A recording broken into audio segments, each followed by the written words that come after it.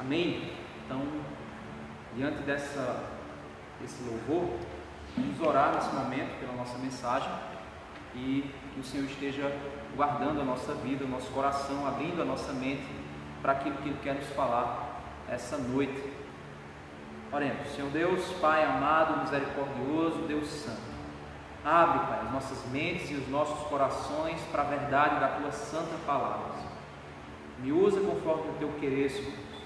Usa aqui também a vida de Larissa para interpretar aos surdos, que nós possamos juntos aqui, Pai, levar essa mensagem o mais longe possível, para que o Teu reino, Senhor Deus, que está vindo, ele venha, Senhor, cheio de glória, e que nós tenhamos a percepção de que a Tua obra está sendo feita nesse mundo, Pai. Nos ajuda, Senhor Deus, fala aos nossos corações, conforta os nossos corações, segundo a Tua misericórdia. Me usa como instrumento Teu, Senhor, não falando a respeito da minha sabedoria, mas daquilo que está no Teu coração. Pedimos em nome de Jesus. Amém. Bem, pode ser que você esteja aí nesse momento, na sua casa, com o seu coração aflito. Talvez você esteja aí na sua casa, começando a se questionar, em meio, talvez quando tudo isso começou, você ficou meio assustado, achou que a coisa ela seria muito rápida, mas já entramos na segunda semana de tudo isso, já faz um mês do primeiro caso desse vírus, e você talvez em seu coração você começou a ficar cada vez mais angustiado, e as suas emoções, a cada dia que vai passar, ela vai ser aflorada. Suas emoções elas vão cada vez mais ficar mais intensas, e isso é natural. Deus nos criou com emoções. Se nós não tivermos emoções é porque nós somos psicopatas. Os psicopatas eles não têm emoções, eles fingem ter emoções. Então, se você está perturbado, está assustado, está tenso, está ansioso, isso faz parte das emoções humanas. Agora, o que você faz com essas emoções, a partir do que essas emoções te fazem fazer, aí surge o pecado, aí surge aquilo que pode te fazer pecar. E aí, para que você possa lidar com as suas emoções, você precisa avaliar o que está por trás das suas emoções, e é isso que está no teu coração, são as tuas crenças, os teus valores, que você acredita, que você não acredita, que você detesta, que você ama. Tudo isso interfere nas tuas emoções, e as tuas emoções te fazem posteriormente cair em pecado, se você não souber controlar essas emoções. Você talvez, desses dias para frente, você vendo aí a TV, você está tentando começar a encontrar culpados para isso.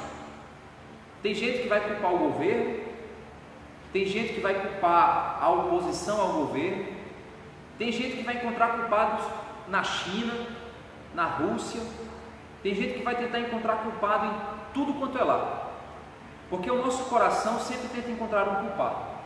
Mas deixa eu te dizer quem é o culpado de tudo isso, se é assim que a gente pode dizer culpado. A palavra de Deus diz que Deus ele derramará sua ira sobre os homens. A palavra de Deus diz que Deus ele também derramou sobre o povo dele mesmo circunstâncias difíceis. Nós vimos semana passada um texto, acho que quinta-feira, nós estudamos um texto que no Salmo 42 o salmista ele diz: as tuas ondas, elas caíram sobre mim. Então o salmista ele compreendia que a tribulação que ele estava passando foi causada pelo Senhor, foi permitida pelo Senhor.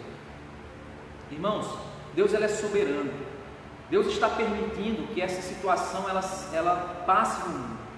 Se Deus ele quisesse resolver isso rapidamente, ele resolveria, mas Deus tem um propósito soberano por trás de tudo isso. Nós, povo de Deus, o que podemos fazer é clamar a Deus que Deus nos capacite a passar por esta tribulação.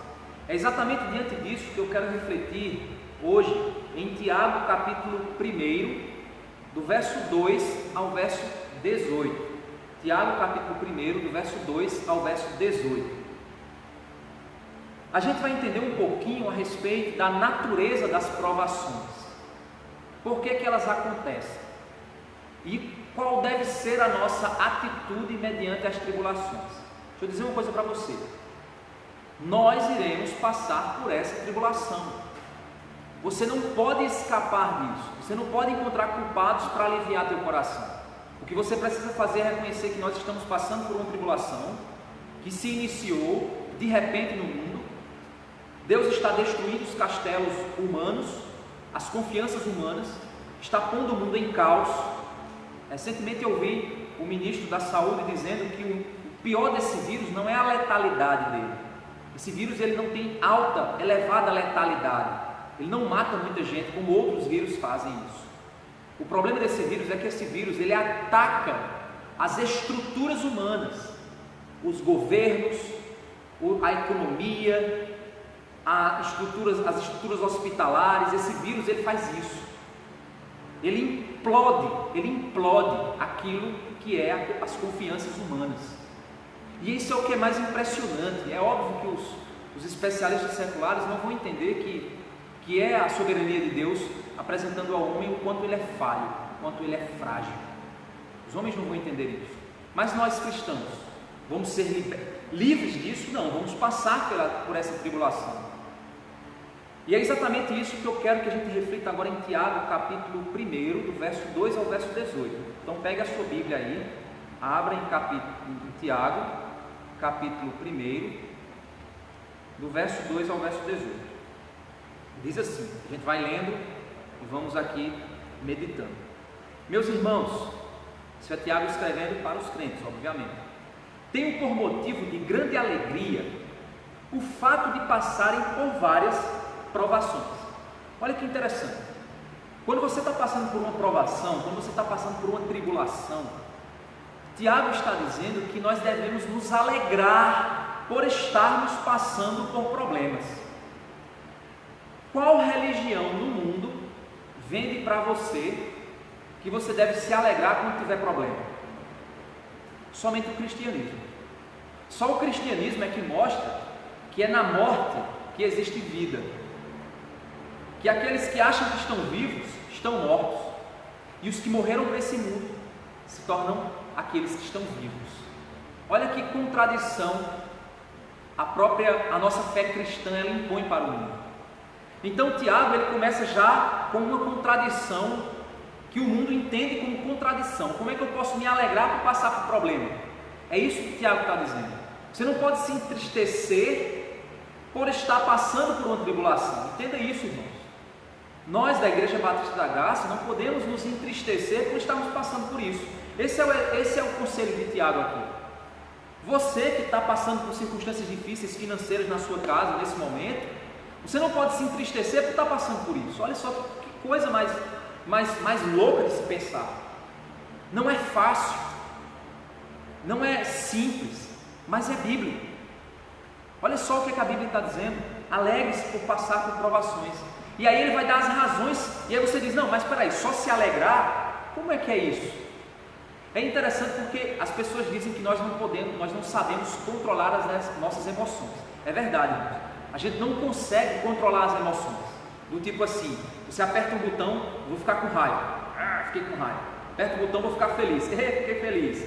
Não é assim. As emoções, elas são resultados do que está dentro de você. E o que está dentro de você é o que você crê, é o que você espera, é o que você adora. Então, quando Tiago diz que a gente deve estar alegre por passar por provações, ele não simplesmente está dizendo para você, aperte um botão para ficar alegre. Ou então está dizendo a você, você tem por obrigação ficar alegre. Fica agora, fica aí onde você está, alegre. Vai lá, bata a palma, é isso mesmo, tem que fazer, tem que ficar, é a força. Não, não é assim. É por isso que Tiago agora vai dar as razões, aí faz sentido. Se eu souber as razões pela qual eu devo ficar feliz, é assim que eu vou alterar dentro de mim as minhas crenças, a minha adoração, a minha perspectiva. É assim que eu altero. Então eu preciso mexer dentro de mim para que as minhas emoções saltem da maneira correta e que isso aponte para a obra que Deus está fazendo na minha vida. Então, meu irmão, se você não está alegre por passar pela provação que nós estamos passando, é sinal de que você precisa transformar o seu interior. E é por isso que a gente está pregando aqui, por isso que a gente precisa aprender a palavra de Deus, porque é através da palavra que nós somos santificados, é através da palavra que é renovado o nosso entendimento, para que a gente possa experimentar a boa, perfeita e agradável vontade de Deus. Sem leitura da palavra, sem estudo da palavra, sem meditação na palavra, o homem não muda o seu interior. Se o homem não mudar o seu interior, o homem não tem capacidade de ter emoções que estejam de acordo com a vontade do Senhor. Você está entendendo o mecanismo? Ele agora no verso 2, no verso 3, ele vai nos dizer por que eu tenho que estar alegre no meio da dificuldade. Verso 3: sabendo que a provação da fé que vocês têm produz perseverança. Olha só, eu tenho que estar alegre por passar por tribulação. Por quê? Porque é na provação da minha fé que a tribulação traz que um produto sai disso. Algo é produzido a partir da provação da minha fé que a tribulação traz. A pressão da tribulação produz a pressão da tribulação gera uma provação da minha fé, e essa provação, a fé sendo provada, sendo testada, ela produz perseverança. O que é perseverança? Perseverança é a capacidade que eu tenho de permanecer na linha da vontade de Deus. Isso é perseverança. A perseverança é um fruto que Deus nos permite como crentes. O crente em Cristo Jesus, aquele que tem o Espírito Santo de Deus dentro dele, ele tem naturalmente o desejo de perseverar. Qual crente, em sã consciência, deseja se desviar dos caminhos do Senhor? É óbvio que todo crente tem medo de se desviar. Todo crente tem desejo de permanecer firme. Todo crente, ele quer perseverar, mas ele só persevera se o Espírito Santo de Deus der a ele essa capacidade. Então, na hora da tribulação, nós sabemos que a perseverança é aquilo que vai me manter na linha. Se eu não perseverar, na hora da tribulação, eu saio da linha e desvio do caminho. Então, a perseverança se torna uma ferramenta de Deus, é um instrumento de Deus. E aí ele diz no verso 4 que, ora, a perseverança deve ter ação completa. Olha só que interessante. Ele está dizendo que a perseverança, ela age. Então é como se a perseverança fosse uma ferramenta que está trabalhando, ela está agindo em mim. A perseverança está agindo em mim. E essa perseverança, ela tem que ter uma ação completa. Ela tem que completar a ação para a qual ela foi designada. Qual é a ação que a perseverança foi designada para fazer em minha vida? Ele continua no verso 4: para que vocês sejam perfeitos. Isso aponta para a glória de Deus, para a semelhança de Cristo, e íntegros, completos, sem estar dúbio, sem estar dividido, mas integral, íntegro, sem que lhes falte nada. Então, para pensar o que é que Tiago está dizendo. Tiago está dizendo que as tribulações sobre a minha vida testam a minha fé, de maneira que o teste da minha fé produz uma atitude de querer permanecer na vontade de Deus. Ao desejar permanecer na vontade de Deus, a graça de Deus em mim opera através da perseverança, de maneira que eu vou me tornando cada vez mais aperfeiçoado, cada vez mais íntegro, conforme o que Deus está produzindo em mim. Meu irmão, pense o seguinte: olhe para você agora. Você é você, mas o que Deus quer que você seja lá no fim da sua vida, da caminhada, lá na eternidade, Deus quer que você seja semelhante ao Filho dele, em santidade, em integridade, em perfeição. Então, para que esse homem aqui falhe, chegue a esse objetivo que Deus quer, Deus ele vai ser um personal trainer. E ele vai o quê? Ele vai me permitir passar por condições que eu vou ser provado, eu vou ser testado, eu vou exercitar minha fé, eu vou exercitar minha perseverança, eu vou exercitar os frutos do Espírito, eu vou exercitar tudo isso de maneira que eu passo a me conhecer melhor, eu passo a conhecer a Deus ainda mais, eu passo a me relacionar com Deus cada vez mais, eu passo a buscar ao Senhor cada vez mais, e no meio de tudo isso eu vou me aperfeiçoando, conhecendo mais o Senhor, aumentando minha comunhão plena com o Senhor e me tornando cada vez mais santo conforme a vontade do Senhor. Diante disso, meus irmãos, quando Tiago diz que a gente deve se alegrar, qual a razão que eu tenho que me alegrar na tribulação? Porque quando eu passo por provas, eu aumentarei minha comunhão, minha santidade, meu conhecimento do Deus da minha vida. Antes os meus olhos te conheciam, eu te conhecia de ouvir falar, mas hoje os meus olhos te veem. É isso que a palavra de Deus nos produz em nós a partir das tribulações. Então nós, Igreja de Cristo, estamos passando por uma provação no mundo inteiro, cultos online. Tantas pessoas não valorizavam o culto presencial. Eu estou cansado, eu não vou para a igreja hoje não. Estou com uma dorzinha de cabeça, eu não vou para a igreja hoje não. Hoje elas estão percebendo, se elas não estão sentindo falta do culto, é prova de que elas não são aqueles que perseveram. Agora, se ela está sentindo falta, é porque dentro dela existe o Espírito Santo de Deus que faz ela desejar permanecer na vontade de Deus. Qual é a vontade de Deus? Não deixei de congregar como é costume de alguns. É isso o desejo de Deus, que o povo esteja reunido, que o povo esteja junto. E aí, eu entendo, a partir do verso 2 ao 4, eu entendo que a provação, eu devo me alegrar, porque a provação é a ferramenta que Deus usa para me aperfeiçoar, para que eu possa cada vez mais me aproximar e me tornar mais íntimo do Senhor.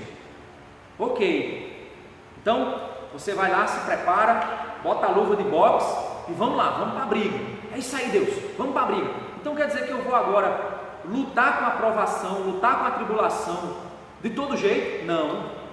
Tem que saber lutar com a provação, tem que saber os golpes certos, tem que saber de que maneira eu vou fazer isso, como é que eu faço isso. É o que ele diz na sequência, olha só,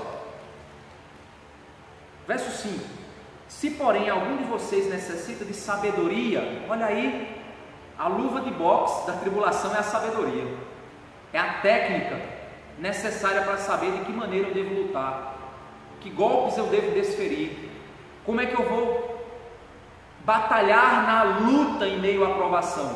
A sabedoria é o segredo de lutar uma luta para a glória de Deus, de batalhar uma batalha para a glória de Deus. Por isso que na sequência ele fala sobre a sabedoria. Olha só: se porém algum de vocês necessita de sabedoria, peça a Deus, que a todos dá com generosidade e sem reprovações, e ele lhe será concedida. Peça sabedoria a Deus para você passar pela tribulação que você está passando. Verso 6: peça, porém com fé, em nada duvidando, pois o que duvida é semelhante à onda do mar, impelida e agitada pelo vento. Que uma pessoa dessa não pense que alcançará do Senhor alguma coisa, sendo indecisa e inconstante em todos os seus caminhos. Pessoas indecisas, pessoas inconstantes, são normalmente pessoas sem sabedoria. O que é sabedoria? Sabedoria, basicamente, é você saber fazer a coisa certa, do jeito certo, na hora certa. Se você fizer a coisa certa na hora errada, você não é sábio.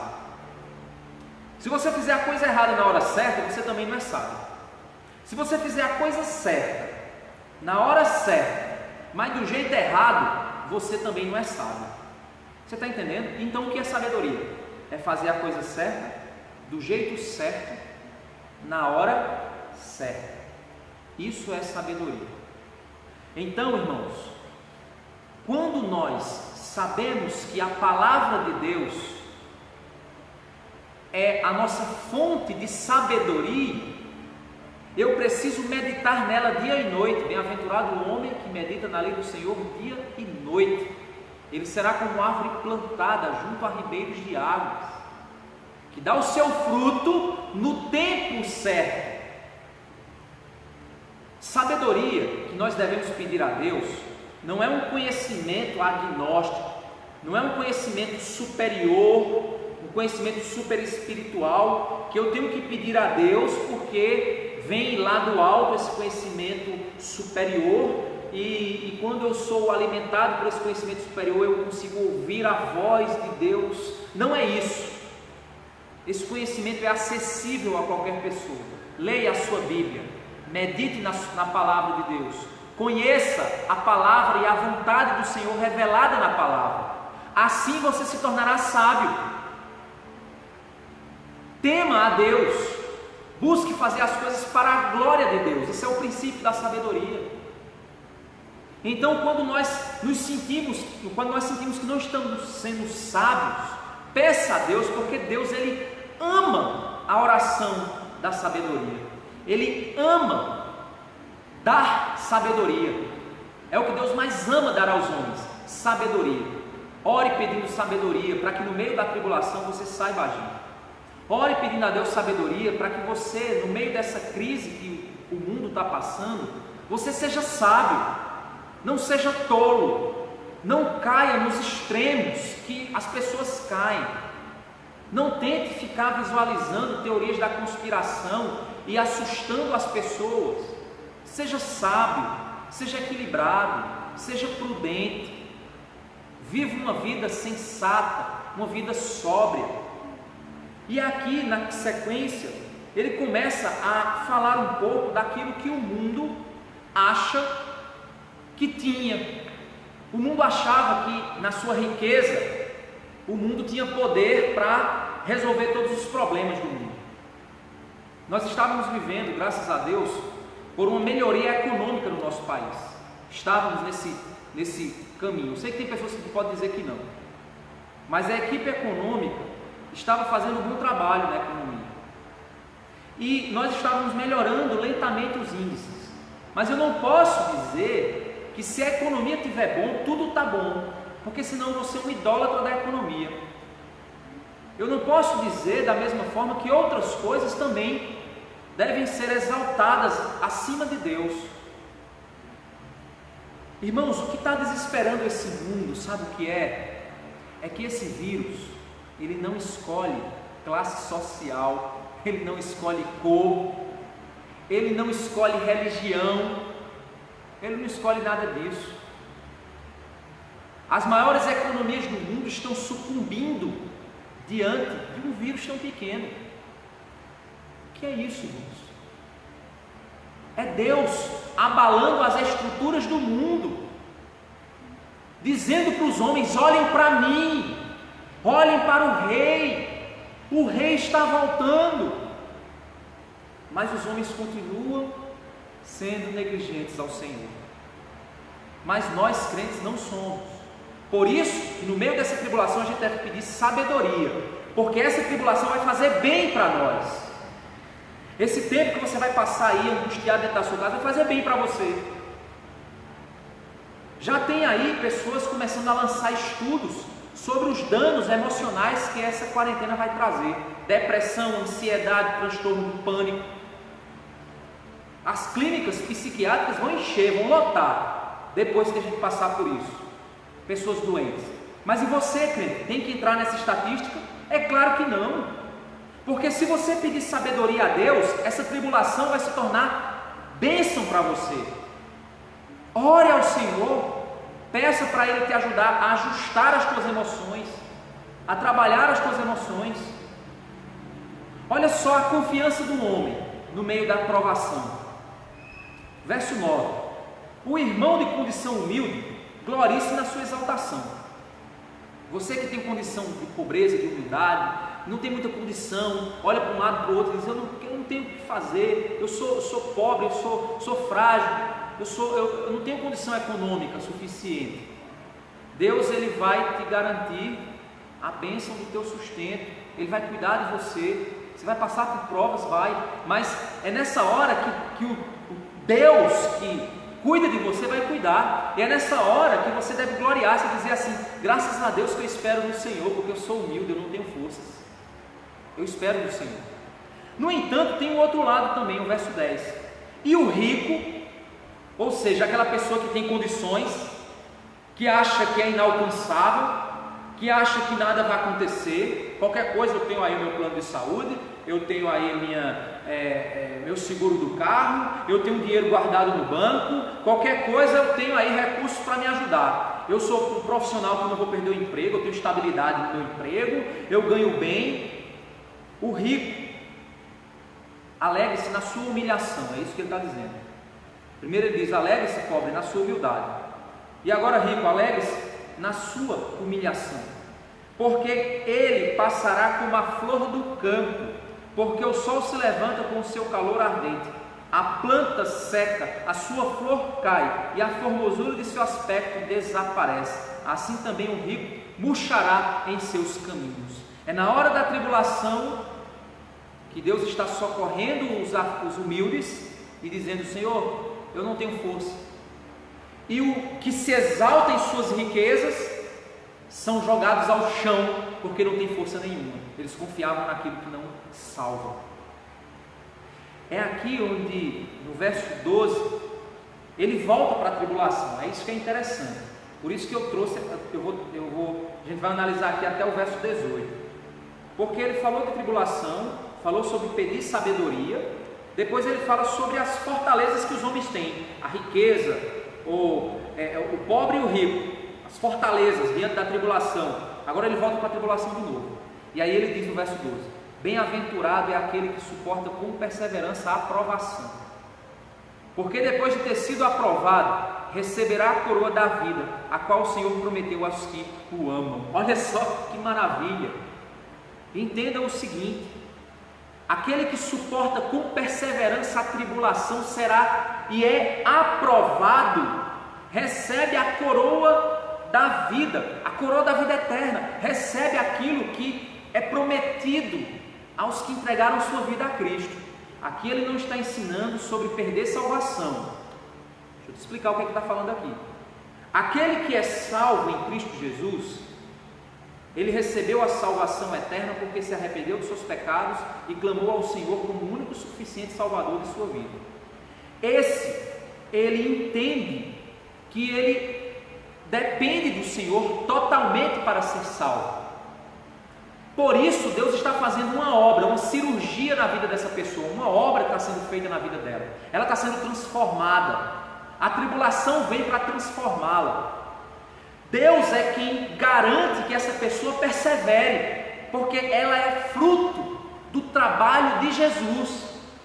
Aquele que vem a mim, de maneira nenhuma lançarei fora. É isso que Cristo diz. Então, nós somos essa obra que está sendo realizada pelo Senhor. Quando a tribulação ela vem para provar, para testar. É como um professor que dá uma prova para o aluno. Quando ele dá aquela prova para o aluno, ele não quer reprovar o aluno. Eu vi inclusive até hoje um exemplo desse, o Dr. Augusto Nicodemos falando sobre esse exemplo, e achei muito interessante. Ele não dá a prova para o aluno. Um bom professor, ele não dá a prova para o aluno porque ele quer reprovar o aluno, não. Um bom professor, ele dá a prova para o aluno porque ele vai conseguir avaliar de que maneira aquele aluno está desempenhando o seu aprendizado. Olha que interessante. Então, toda prova que Deus manda o crente passar e o crente é aprovado, ele é aprovado com nota 10. Sabe por quê? Porque ele é obra do melhor professor que possa existir, do melhor pedagogo que possa existir. Por isso que tem um outro texto que diz que nós não somos provados além do que podemos suportar. Então Deus não é um professor irresponsável. Deus não é um pedagogo irresponsável que põe a aprovação, põe o desafio para você porque Ele quer que você caia. Não. Aí está um detalhe importante. Ele diz o seguinte: ninguém ao ser tentado, e aí a palavra tentado no grego é a mesma palavra de provação, é a mesma palavra, certo? Só que o que é que muda aqui? Uma coisa é ser provado, outra coisa é ser tentado. Por que é diferente? Vou te explicar. O verso 13 ele diz: ninguém ao ser tentado, que é a mesma palavra de provado, diga, sou tentado por Deus, porque Deus não pode ser tentado pelo mal e Ele mesmo não tenta ninguém. Aí você diz: oxe, espera aí, como é que Deus está me provando? Mas agora diz que Deus não me prova. A palavra grega é a mesma, tem uma diferença. A primeira vez que a palavra grega aparece aqui no verso 12, está falando de circunstâncias fora de você, que Deus permite para que você seja provado. A maneira como o teu coração reage diante das circunstâncias, ou externas ou internas, a forma como o teu coração reage, pode transformar a provação em tentação. Essa é a grande diferença.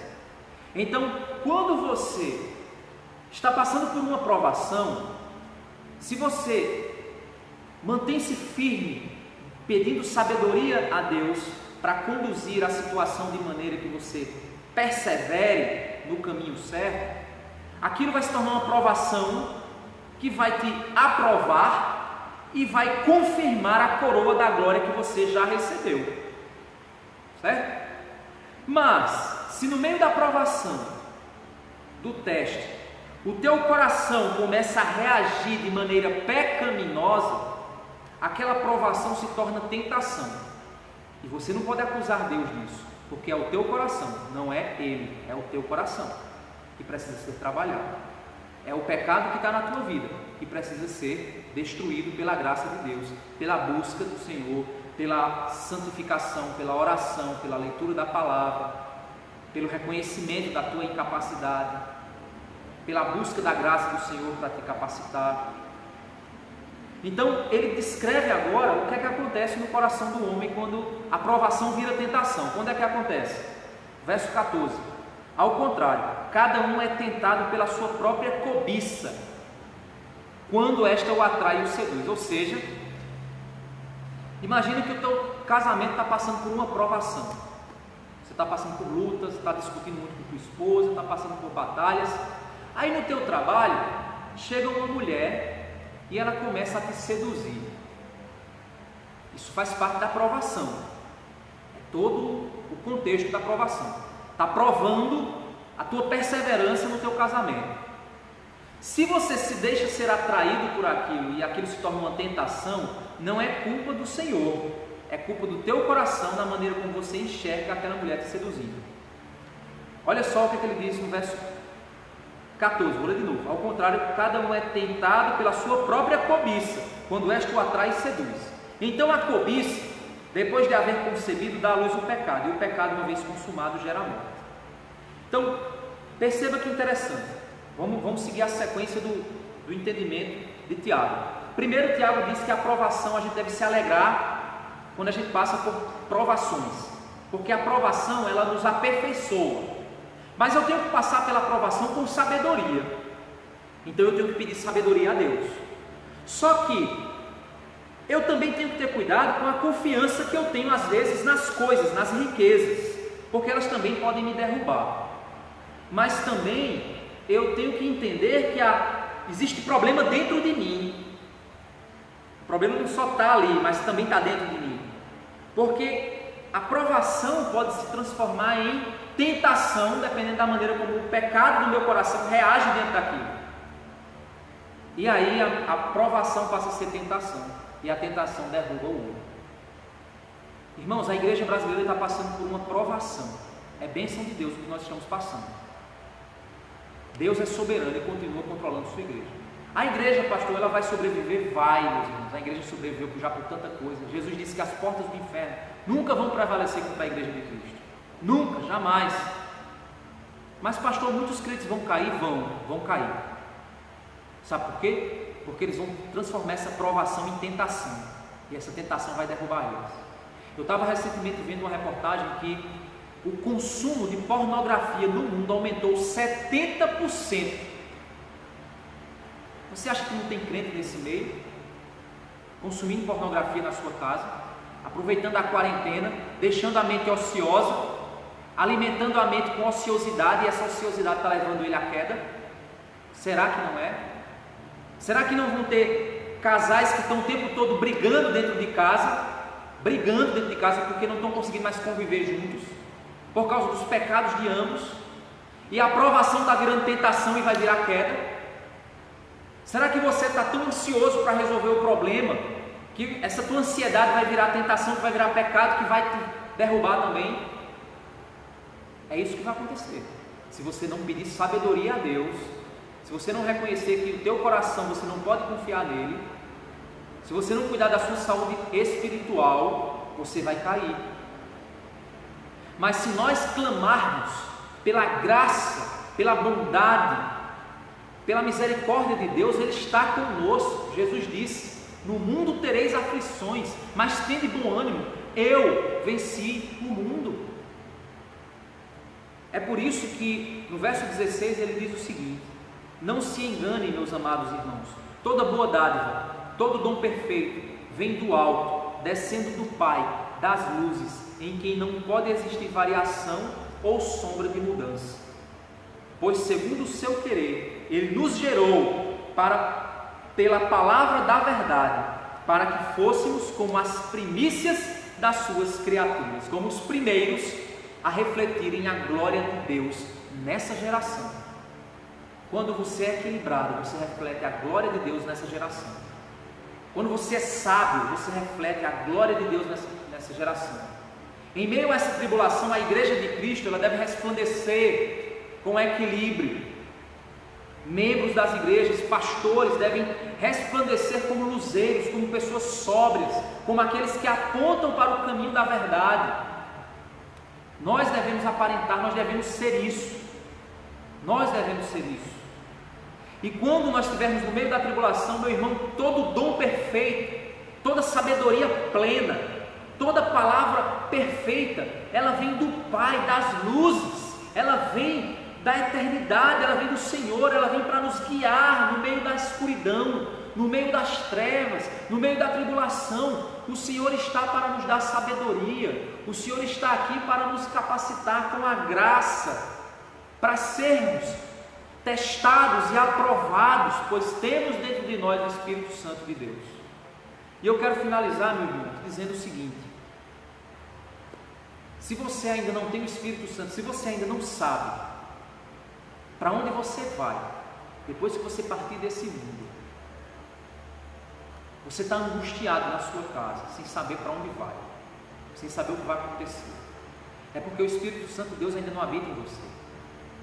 Se você reconhecer a sua fragilidade, se você reconhecer que você é pecador, como todos nós somos, e você reconhecer que somente Jesus Cristo é o único capaz de conceder salvação, de dar paz ao teu coração, de dar esperança à tua vida, somente Ele. Liberte-se da religião, liberte-se da idolatria, liberte-se de tudo aquilo que te prende, entregue-se somente à pessoa de Jesus Cristo. Você vai achar descanso para as vossas almas. Jesus ele disse em Mateus capítulo 11, verso 28: vinde a mim, vós que estáis cansados e sobrecarregados, e eu vos aliviarei. Tomai sobre vós o meu jugo e aprendei de mim, que sou humilde de coração, e acharei descanso para as vossas almas. Você está cansado? Vá para Cristo. Você está cansado? Ore ao Senhor, clame a Ele. O mundo vai continuar nessa batalha, tentando resolver esse problema. Nós iremos passar por essa luta. Reclamar não vai resolver. Encontrar culpados não vai resolver. Não vai te trazer paz. Orar vai te trazer paz. Buscar o Senhor vai te trazer paz. Mas pastor, como é que eu devo fazer no meio dessa batalha? Peça sabedoria para você se tornar sal e luz, e não mais um no meio da loucura desse mundo. Então que Deus nos capacite, que Deus nos abençoe, que o Senhor esteja nos guiando. Vamos orar?